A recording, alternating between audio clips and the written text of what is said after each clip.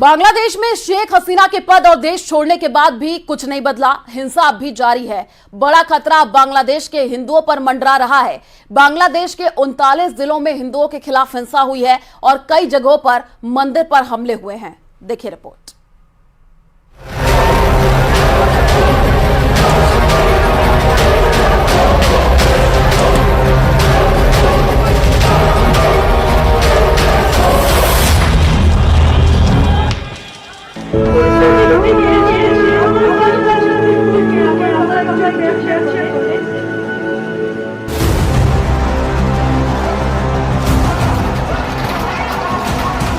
बांग्लादेश में हिंदू विरोधी जमात, कट्टरपंथी चेहरा, आंदोलन सिर्फ मोहरम। हसीना के जाते ही खूनी खेल शुरू।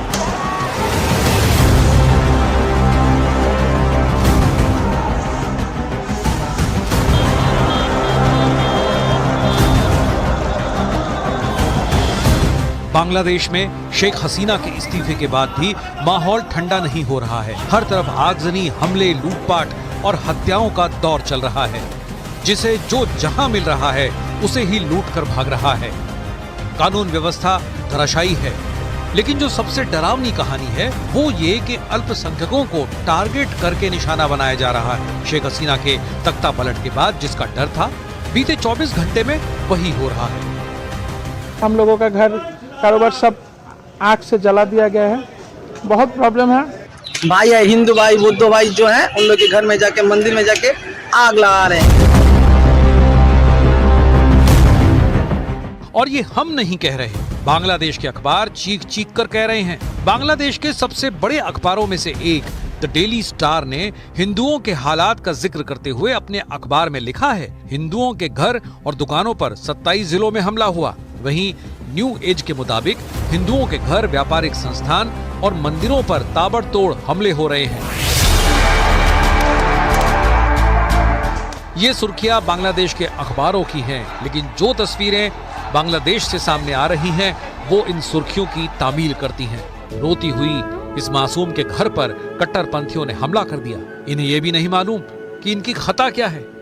মিছিল নিয়ে যাওয়ার সময় উল্টো দিক থেকে এসে আমার বাসার মধ্যে ঢুকে, আমার বাবা একজন ব্যবসা করে, সে তার ব্যবসার প্রতিষ্ঠান, আমার ভাই একজন ডাক্তার, ছোট কাকার ছেলে, তার চেম্বারও আমাদের বাসার মধ্যে। এই চেম্বারের মধ্যে ঢুকে আমাদের পুরো ভাইরা চুইরা কিচ্ছু রাখে নাই। আমার কাকাকে খুঁজতেছিল, আমার ভাইকে খুঁজতেছিল, মানে এরা কোথায়। আমার মা বাইরে ছিল, আমার মা শুধু নিরুপায় হয়ে দাঁড়ায় দেখতেছে যে ঘরে ফ্যান বলেন, খাবার জলের জগ বলেন, একটা গ্লাস বলেন, কিচ্ছু রাখে নাই। পিটাই ভাইয়া ফেলাইছে। বাবা যতটুকু পারছে ছবি তুলছে এবং বাবারে মারছে। नाराजगी शेख हसीना से, परेशानी आरक्षण से, गुस्सा सिस्टम के खिलाफ, फिर शिकार हिंदू अल्पसंख्यक क्यों? शेख हसीना के तख्तापलट के बाद से राजधानी ढाका में स्थित भारतीय सांस्कृतिक केंद्र में तोड़फोड़ की गई। 2 हिंदू पार्षदों की हत्या की खबर है। काजल रॉय के अलावा रंगपुर जिले में अवामी लीग के हराधन रॉय की गोली मारकर हत्या कर दी गई। खबरों के मुताबिक हराधन रॉय को पीट पीट कर उनकी हत्या कर दी गई। ढाका में इस्कॉन मंदिर पर हमला किया गया और इसके साथ ही बांग्लादेश के 27 जिलों में हिंदुओं पर हमले हुए। हिंदुओं की दुकानों में तोड़फोड़ और लूटपाट की गई। एक ही जिले में 12 हिंदुओं के घर जलाए गए। पंचगढ़ में हिंदुओं के घरों में लूटपाट के बाद तोड़फोड़ की गई। दिनाजपुर में 10 हिंदुओं के घरों पर हमला किया गया। लक्ष्मीपुर में 300 लोगों ने हिंदुओं पर हमला बोल दिया। उपद्रवियों ने कई मंदिरों पर भी हमला किया, कई मंदिरों को आग के हवाले कर दिया। जब देश का प्रधानमंत्री को अपने आवास को छोड़कर भागना पड़ा, हमारे एक मंदिर में भी बम फेंका गया, वहाँ के डेटीज हैं वो क्षतिग्रस्त हुए। ऐसा नहीं है कि बांग्लादेश में हिंदुओं के खिलाफ माहौल कोई नया है।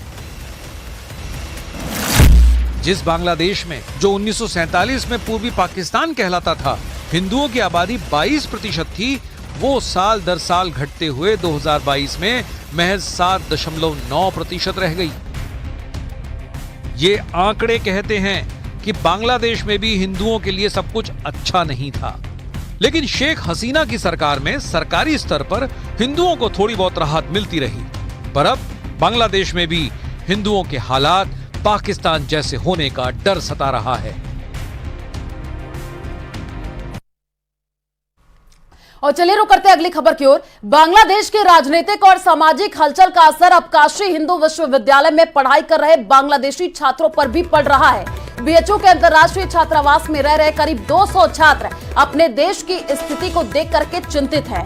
ऐसे में काशी हिंदू विश्वविद्यालय प्रशासन ने पास आउट बांग्लादेशी छात्रों को लेकर के बड़ी पहल की है। विश्वविद्यालय प्रशासन ने सभी बांग्लादेशी छात्रों को स्थिति सामान्य होने तक हॉस्टल में रहने की इजाजत दे दी है, जिसके लिए उनसे कोई फीस भी नहीं ली जाएगी।